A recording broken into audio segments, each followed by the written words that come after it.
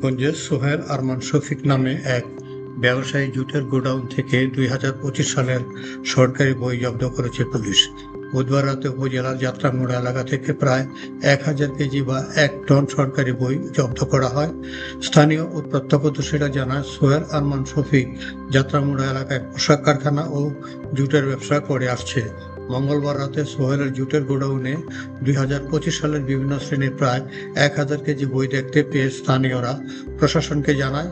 পরে রূপগঞ্জ থানা পুলিশ ঘটনাস্থলে গিয়ে সরকারি বইগুলো জব্দ করে। স্থানীয় শিক্ষার্থীদের অভিযোগ, আমরা স্কুলে সরকারি বই চাইতে গেলে আমাদের বই দেওয়া হয় না। শিক্ষকরা সেই সরকারি বই কেজি দরে বিক্রি করে ফেলেন। আমরা এই ঘটনার সাথে জড়িতদের শাস্তি দাবি জানাচ্ছি। এ ব্যাপারে জুট গোডাউনের মালিক সোহেল আরমান শফিক বলেন, আমি বইগুলো নারায়ণগঞ্জের আইইটি স্কুল থেকে কিনে নিয়ে এসেছি। রূপগঞ্জ থানার ভারপ্রাপ্ত কর্মকর্তা তরিকুল ইসলাম বলেন, সরকারি বই জব্দ করা হয়েছে, এই ব্যাপারে তদন্ত করা হচ্ছে। এই ঘটনা তদন্ত শেষে জড়িতদের বিরুদ্ধে ব্যবস্থা গ্রহণ করা হবে।